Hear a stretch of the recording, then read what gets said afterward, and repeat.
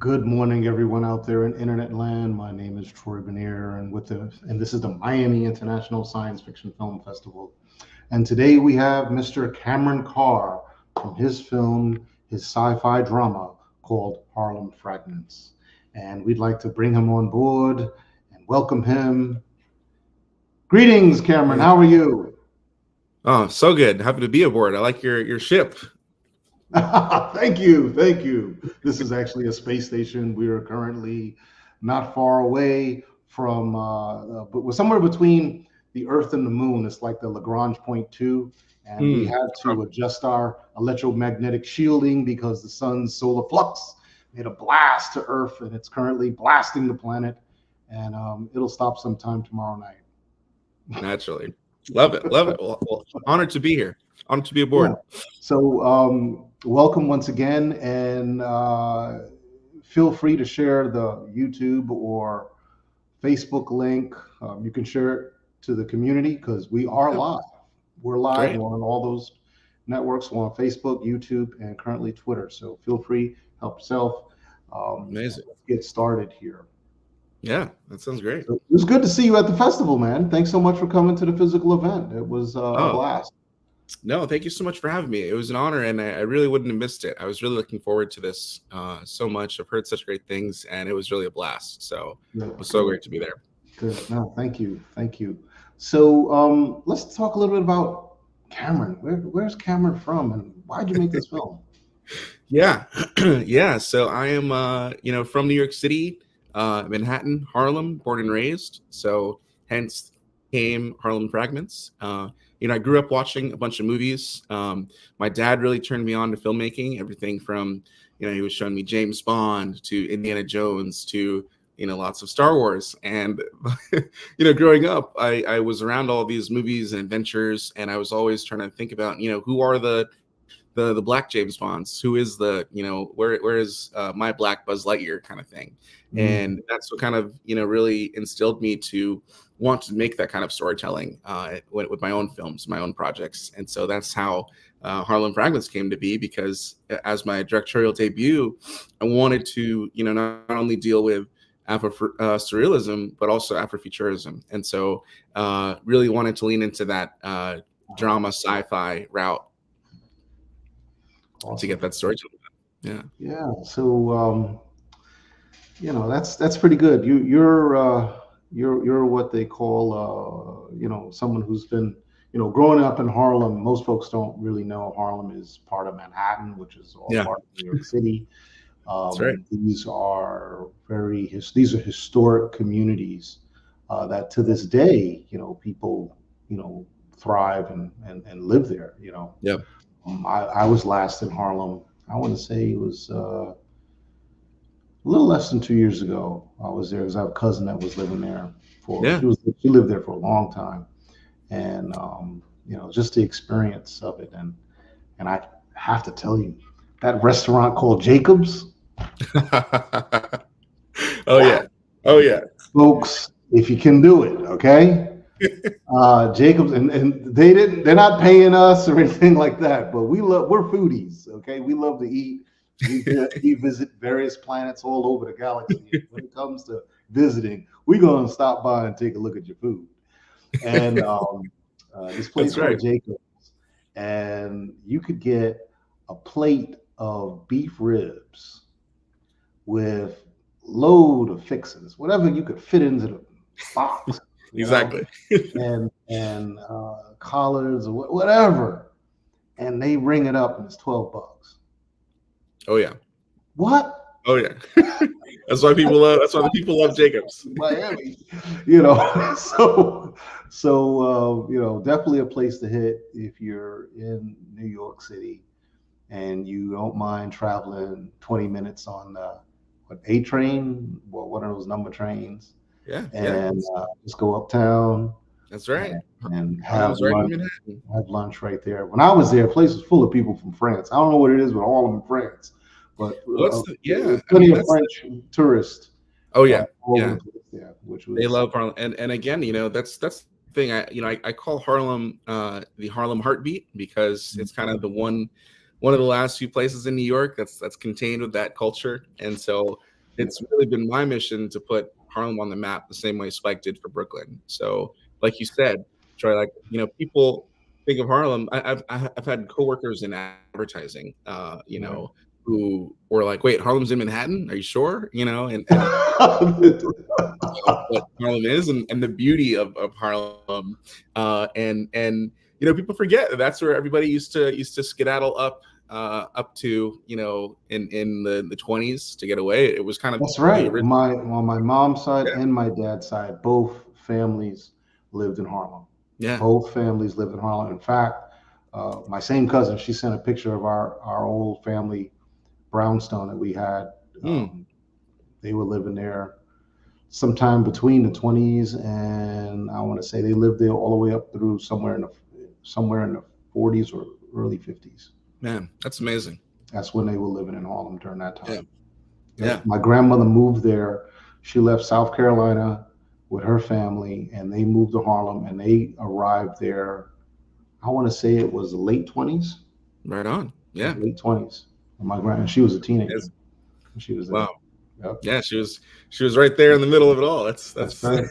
that's it. That's Yeah. right. So yeah, I really wanted to demonstrate that in this film, and this is a one location film, but we were able to not only transcend time and space through the manipulation of that, Mhm.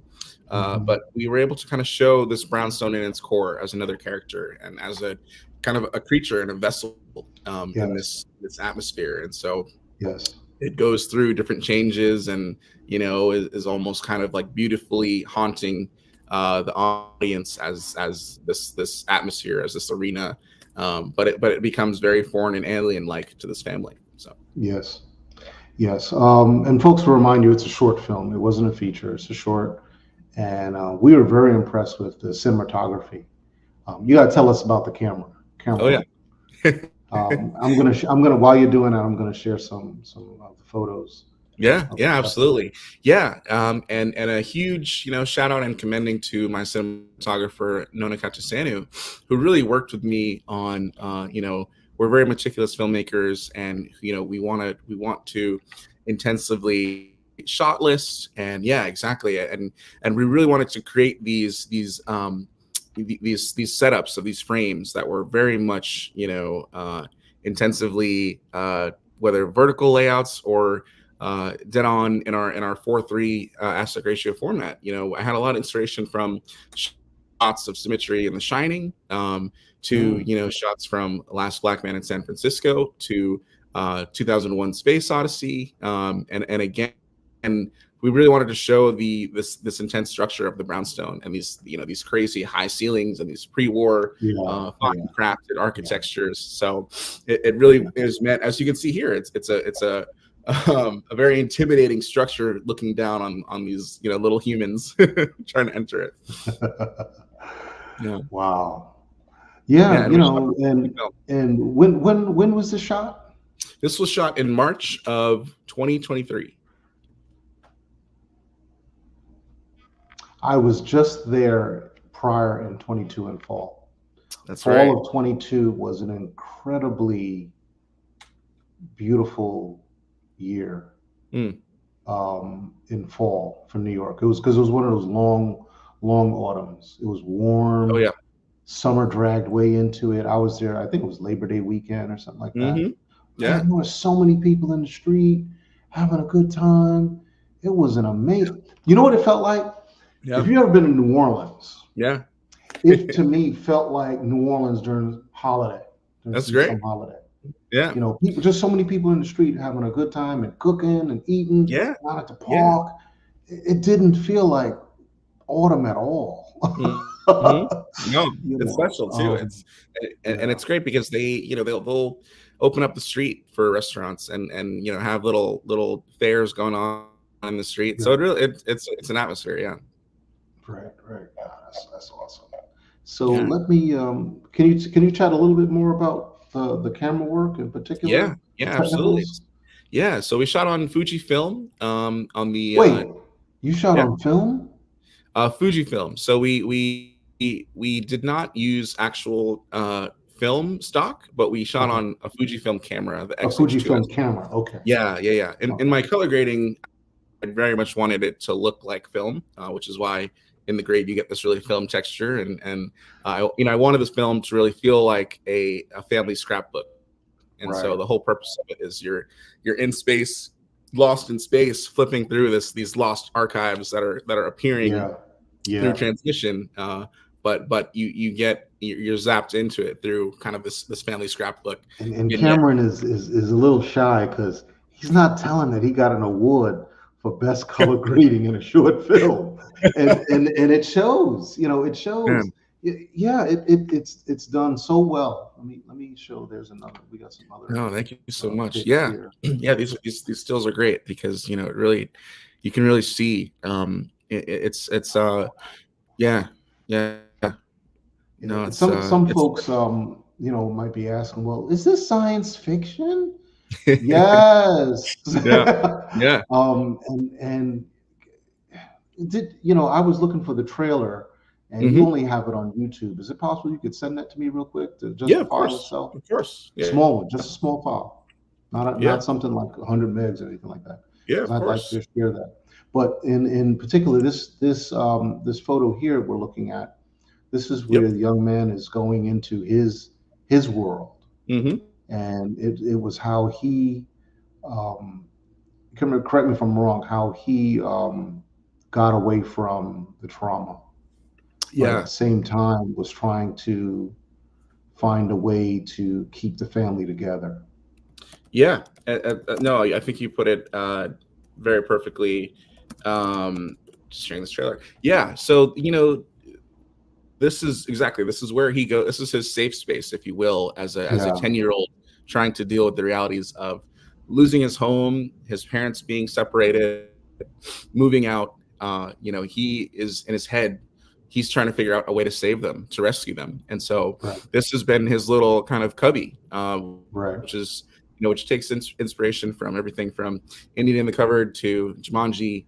But he goes to this world where he tries to rescue his family. And the sad part of how a 10-year-old and 12-year-old process these things is that often there's ways of escapism. And so he is escaping to his fantasy world, but what happens as he is coming of age, his psyche, is that his reality starts to invade his fantasy world, yeah, as a very hard yeah. truth in life. And let me double check here. If you had, that's him with his helmet on and the rest of the Yeah. family, and you don't have, that's the lovely poster.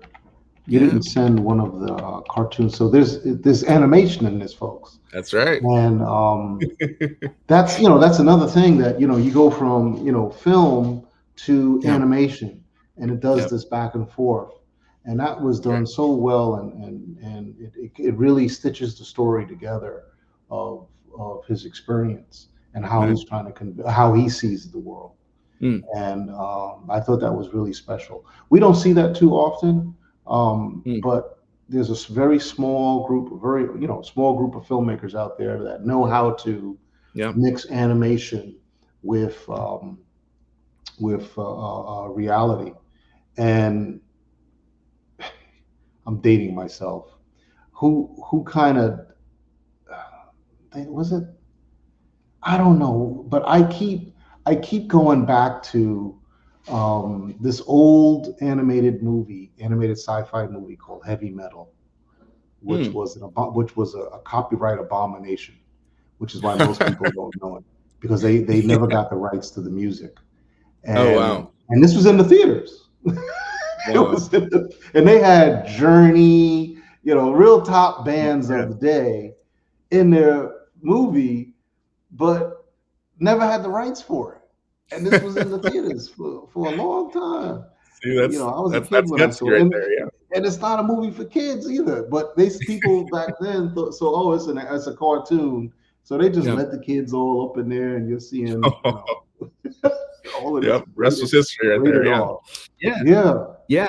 And that's and thank you for that note. I really wanted to again, in the ambitious filmmaker that I am, for my directorial debut, I didn't just want to do, the same old or take a standard approach. I really wanted to see how far we could push this and to a point where it's not only experimental, but it's a way that's amplifying the story. And so yeah, the reveal in Harlem Fragments is that there's animation as basically the undercurrent of the story. And so that's really where the audience sits with TJ as he kind of revisits and rediscovers kind of what is unfolding with his family. And so it really needed to be on par with the actual live action performances, with the live action cinematography you see here, Yes. and with the live action, color grade. And so I have an incredible animator, Noah McNeil, who not only did the animation for the film, but also did the composition and the score. And so okay. yeah, and he was very collaborative and hand in hand with me in terms of what I wanted to aspire to. For me, I had a lot of inspiration from, the Toonami days, the Cowboy Bebops, the Gundam. We tied in all of this different stuff, and even some Star Wars, fan made animation that we referenced on YouTube. And so we really wanted to tie this in and give it that nostalgic space atmosphere that still held back to 90s and 80s style Japanese animation, American animation, just to kind of fold that in as well. Yeah. So he did the animation as well. How did you pull off your those animated sequences? Yeah, exactly. So, I came to him originally because I had I'd originally gone to, animation studios because I wanted to really make this legit. And we spoke to a few animation houses and they all said, I wanted 90 seconds of animation. And they're like, kid, you're crazy. We'll quote you at 30K a minute for any kind of animation. 30K a minute. Yeah, they threw, the book and industry rates at me. And so I said, well, I can't do that, guys. And so I actually, my art director, Julissa Yancey, who knew Noah, was, mentioned to me because I had used him for just to play the keyboard on a previous film that I had produced. Right. And so she told me, hey, Noah does animation too. And I said, all right, and then I actually looked at his stuff and I said, oh, this is really incredible. This kid is really talented. And so I reached out to him and kind of pitched him on my idea to see how it would resonate with him. And it just really, he was like, this is exactly what I want to do. And so what's awesome about that is that it created an opportunity for Noah to, he has done a lot of animation for music videos, but this was his first film that he was able to animate. And then also on top of that, his first film, he was able to score. So just to have that opportunity, he was so excited for it. And that's just, that's how you can make a really good product when you're so enthused and you really are passionate about it. So he was really just right there with me on making sure he got, the Afro pick antenna perfectly correct. The hummingbird ship that we used, the fuel rocket boosters on it, animations. Yeah. So, gotta really give his flowers because we want to do a whole lot more, after this. I think he's really like, we gotta make more stuff. So the trailer's queued up. Can we play it? Oh, absolutely. Let's do it. Let's rock it. T-minus 10, 9, 8, 7, 6, 5. Main engine start. 4, 3, 2, 1.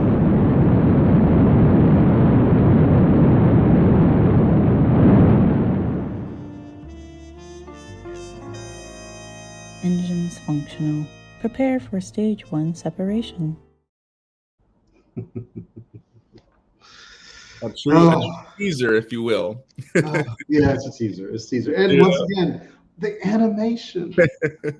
Yeah. Our approach was to really have it be alluring and lure people in and to really have this really shock in the reveal. And the animation is like the second deeper layer. It's like we keep going deeper. Yeah, it's very, and it has that sad tale. But would it also be fair to say that you're really a Spike Lee fan?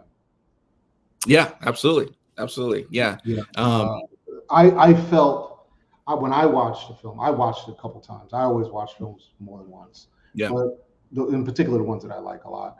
yeah, But to me, watching it in the flow, the way the cinematography cut, um, it just felt so New York. There hmm are only a couple filmmakers that really, to me, because I'm from New York too, folks. I'm yeah, from Queens, yeah. right? That's New York City as well. Right. And to me, whenever I watch these movies about New York City, hmm they're not really. Some of them, you know that they're not really New Yorkers or whatever. Yeah. But we get films from MiSciFi hmm that are, guys, gals from New York that are making these movies in New York City. I'll never forget we had one, which is a feature film that was shot in the Bronx. Yeah. It was a time traveler shot in the Bronx. Wow. Yes. Yeah, and you can tell. You Yeah. can tell it's a New Yorker that's made this film. They Yeah. they all have most of your films have this vibe about them. And it hmm has to do with the framing. hmm It has to do with not just the focus, but the distance from that individual from the camera. hmm The way it's blocked, the way things are blocked and framed, Yeah. the music and the pace, I see it all the time in Spike Lee Yeah. movies. hmm What's his name? Does all the Italian one. He was the lead in Casino. De Niro. Oh, Robert. De hmm Niro. Robert De hmm Niro's in the film. Spike Yeah. Lee's making a film. To me, I'm like, they, so much overlap. To me, Yeah. Yeah. so much No. overlap. No, I And mean it's true, and thank you for that observation, because yeah, I very much hail from growing up on Spike movies. Once I got done absorbing the James Bonds and Indiana Jones, yes, and yeah, the Do the Right Thing stepped in and blew me away, and then I just went down the catalog. And like I was saying earlier, I really uh, respect how Spike came on the map and just made film relentlessly and unapologetically, and that's why I want to put Harlem on the map the same way Spike did for Brooklyn, because it's very much so in the same atmosphere of potent storytelling. so can you talk a little bit about how you went about casting Yeah, putting your cast together? Uh, what did you do to get your crew? sure. They're two completely different things, but you Yeah. still have to put a lot of effort and resources to get it right. Absolutely. Yeah. And those are great questions, because the cast, again, in a one location shoot, in a 3-day rodeo, somehow we pulled this off in 3 days. The cast really needs to carry the story and be believable, right? If you're getting this vulnerable and speaking about for folks listening in, this film Harlem Fragments is an autobiographical story of my own family, and so it was a close project for me, and I really wanted to obviously have that cathartic filmmaking experience, but have it be able to be relatable and universally applicable to audiences Sure. across the globe, to resonate with family turmoil, family hardship, separation, all of the above, and just the ability for families to normalize being able to process these kinds of things as they go through life. So And and not to interject too much, yeah, but just to let the community know out here that this is Saturday, the 11th of May, the 11th. We're live.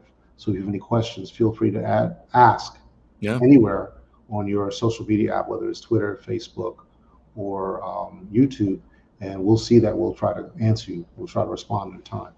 But go yeah. ahead. What you think, Yeah, Cameron? yeah, please. Any questions? And so that's really, and on top of that, we knew we were dealing with young talent, and so I knew off the bat that I was going to work with one of my closest collaborators, Roderick Lawrence, who plays my dad in the film. Lawrence is his role, and he comes from a grand resume of Simba on Broadway and Lion King, playing Ike Turner and Tina the Musical, and we just did a $1 million independent feature together, shot in New York and Harlem in January. That's coming out this year, Silent Partner. So we have worked. Congratulations. Thank you. It's we're cooking. We've worked on bunch of different projects together. And so, I came to him instantly with this, and he was right on board. And so then I needed someone who could play, his wife and my mom, Lynn, in the role of this film, who could keep up with him, because they have to really match. Clarissa Tabeau was someone we had auditioned for a previous movie, and we casted someone else because her role just didn't fit in that movie, but I instantly thought of her for this, and I reached out to Rod and I said, "Hey, Rod, what do you think about Clarissa playing, your wife?"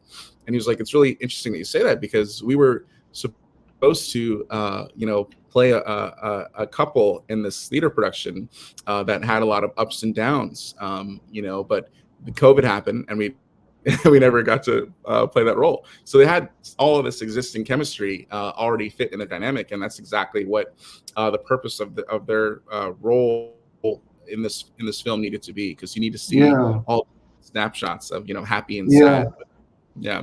Do you know Karen Hunter? I don't. Karen Hunter. She has a show called Karen Hunter. That's not her real name is not Hunter. She's faculty at Hunter College. Oh, really? She's the #1 person on Sirius XM with her show. Yeah. Actually, yeah. It sounds familiar. Yeah. She's right here. You should reach out to her. That's great. I've never reached out to her previously. I've been meaning to about a bunch of things that I do and involved in, university stuff. They would love to hear that. But I think this is something that, because every day they have like different type of shows. Oh, cool. And not that it would go into Tech Tuesday, but it could go alongside Tech Tuesday. Yeah, absolutely. You get good coverage. Not to mention, you get great coverage from it because it's an international network. But at the same time, there's a lot of like-minded audience. It's a like-minded audience. Yeah. No, that's a great show. I'll definitely look out for that. And it's one of my favorite shows. Yeah. That's awesome. Yeah, because but anyway. Yeah. No, because this film is meant to be an educational PSA. On top of its many layers of stunts that it does do. I want it to be for the general public to absorb in that way. And I think that's how as we were talking about earlier. You as hailing from Spike and you want films to do work and to accomplish things, not only visually, cinematically, but to land that triple axle, it's got to really have some social impact and kind of give you that feeling as you the theater. And I want people to walk away being like, "Wow, that really." What kind of tools did you use? Did you use any software to cast people? And so for the kids, we used Backstage Casting. And they used to be a sponsor. We're trying to get them back. Well, they got to come back. Yeah. They're to me the best tool, and I'm happy to support them. They haven't really recognized us this season, but we still advertise them. Yeah. So tell them a lot of their films were cast through their system, like this one. Yeah, we use them to get actors for our screenplay performance. Amazing, that's great.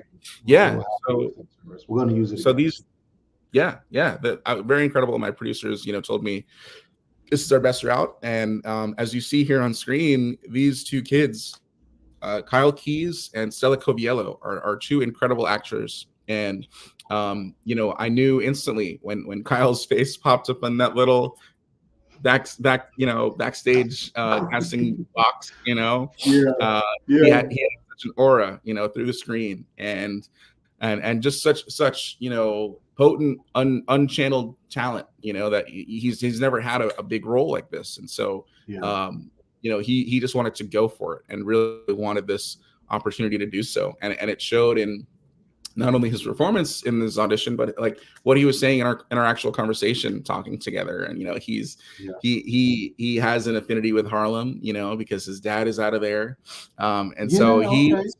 And so to me, I was like, well, that's what we're looking for. And so, he walked on set, and just as he got deeper and deeper in, by day 3, he was knocking it out of the house because he was just so in it, used to it, comfortable and confident. And those are our biggest, those are our biggest deliveries of scenes. so we really needed to have a lot of performance on day 3, and he just brought it. He brought the house down. So it was really a perfect atmosphere for him to really grow into. And that's what this kind of relentlessly ambitious and vulnerable filmmaking is about. You want to take those calculated risks. There were conversations with my producers, kind of like, well, he's a little green, and I'm like, that's what we want. We want a kid who's awkwardly trying to move through this family divorce, and he was so great for that. And Stella Coviello, the sister, she is such a it's always my favorite, because a lot of people who see this film, she always ends up being their favorite character, because they can really relate to her as an older sibling, and a protector of sorts, who's also just 2 years older, going through the same thing. And so again, the child psychology there, I think, is really important and powerful to demonstrate. Sure. No, that's positive. That's positive. And yeah, they're really good child actors. Very good. Man, super talented. And then I casted my mom as the grandmother. You did what? I casted my mom as the grandmother, as the last grandmother. That's your mom. So, okay, good. Yeah. Of course, she was happy. Yeah. So let me ask you this one: in what ways do you hope your film influences or impacts its audience? Are there any particular themes or messages you hope viewers will take away? Yeah, that's a wonderful question. For me, I think the biggest, it's kind of two-pronged, right? I think this film is so meta in the way that it was pulled off, the production of it. I filmed this film in the actual brownstone home that my family lost in their divorce. So the stage already, to use this structure, to revisit it after 15 years and be able to address this vulnerable past, I think for me as a filmmaker is everything speaking subjectively as an artist, everything I look for in terms of the kind of art that I want to make. I think that's such a powerful impact. And so the message that I'll say on a filmmaking side for filmmakers out there is that truly lean into your passions and try to pull off that idea that you have in your head that might seem to you in your brain crazy. It's needed out there, and and it hasn't been done yet. So because it's not you making it, and so I relentlessly believe that try to pull off the crazy, and your team will will help you pull off and accomplish some version of that in reality. So yes. And then on the actual narrative side of this film, I really, for children, for parents, for families alike, I really just want the message across to know that it is okay to normalize processing these kinds of happenings, because they do really happen. And a lot of communities, whether you're Black or white, or a lot of things can go under the rug or just unaddressed, or not communicated in therapy, and so people can hold on to these things and bottle them up, and not be able to ever think about them. And I think that for 10 and 12-year-olds or younger or older kids, I think it's important to be able to see their experiences on screen and be able to know that there is a light at the end of the tunnel. So that's awesome. That's awesome. We're pushing on time here, but I want you to think about something that you want to say that you haven't said yet that's important to say. And when we get to that, so before we get to that, I need to ask you these questions. All right. What's your favorite sci-fi film of all time? Ooh, of all time. That's a great question. It's one to think about all the time. Of all time, it moves around, but I might go with The Matrix. Okay. Yeah. Okay. Yeah. And then a top 3, I'll go Interstellar and 2001: Space Odyssey. I'd say. Yeah. Okay, good. Yeah, Interstellar was very it was cerebral. Yeah. It was cerebral. That was its subtext, and Yeah. it had its social commentary, Hmm. Yeah. environmentalism, but also strong social human values in it. Daddy Yeah. daughter, which I totally get. Yeah. Um, but it was also extremely heavy cerebral. It was hard sci-fi. It was hard. It was Yeah. hard sci-fi, and Yeah. we don't get that too often because most communities don't want to produce it. A lot of people don't want to Hmm. watch it. Yeah. Yeah. And you hear That's the you hear the perfect. complaint. Oh, it's too long. What? Whenever is something good too long? Never. Never. You need to have your head examined. So, Yeah, I'll take as much as I can get. Yeah. Yeah. And lots of inspiration from Interstellar in this, I think, because like you said, just the the human values that go into that film, and just make it so much stronger. I mean, it's like, man, you throw that with some Hans Zimmer and it's like it's powerful. So yeah, love that. So if you cosplayed at a Comic-Con, what Yeah. character would you be? I'm Lando Calrissian for sure. Lando. Oh yeah. All right. Oh yeah. They've got those cosplay costumes out there. Oh yeah. Yeah. Lando. Yeah. Oh yeah. It's good. It's good. And this reimagined version of him is promising. Yeah. And, Iger's back on board. Of course. I'm sure he's thrown a couple chairs, probably threw a plate of spaghetti on the wall. Yep. Mad as hell. But I hope. But then remember his paycheck. Huh? But then remembered his paycheck and his salary. Yeah.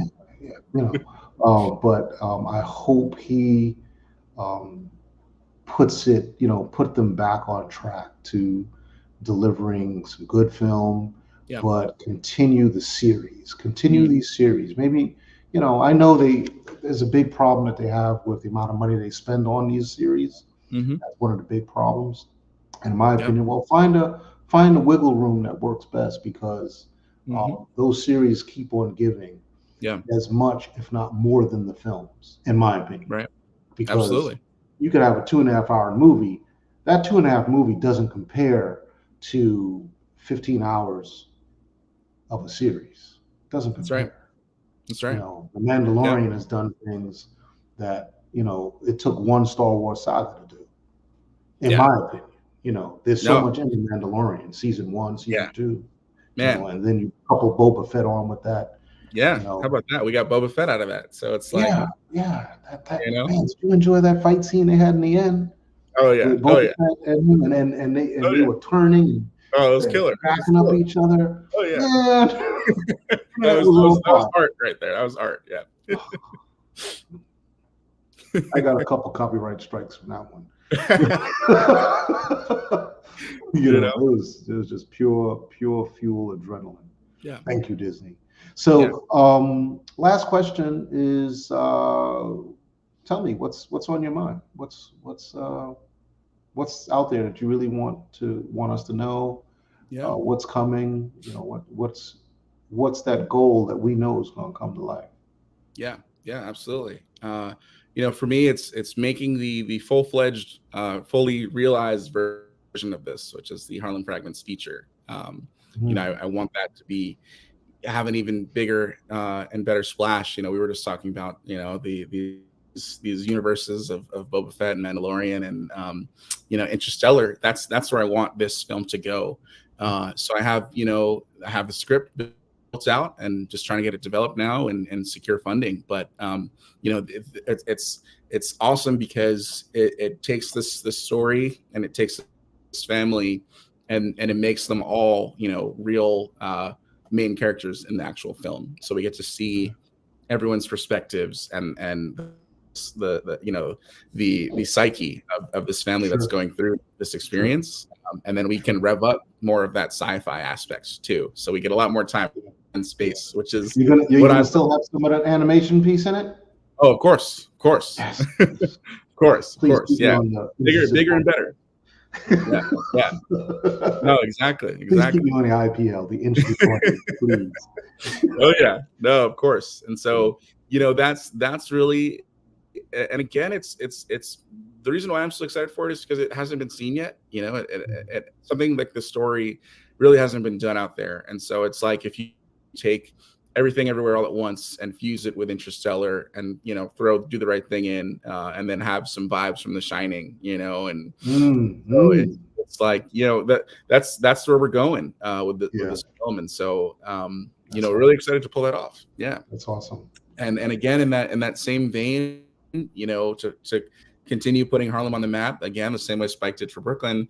I have another film that I want to follow up as a number 2 feature, which is Harlem Bebop, which is which is again filmed in Harlem, and so again telling more of these Harlem stories and perspectives, and also divisive storytelling through the manipulation of time and space. And so look out for that one up next once we get through this fragment sci-fi journey. Yeah, Afrofuturism is coming.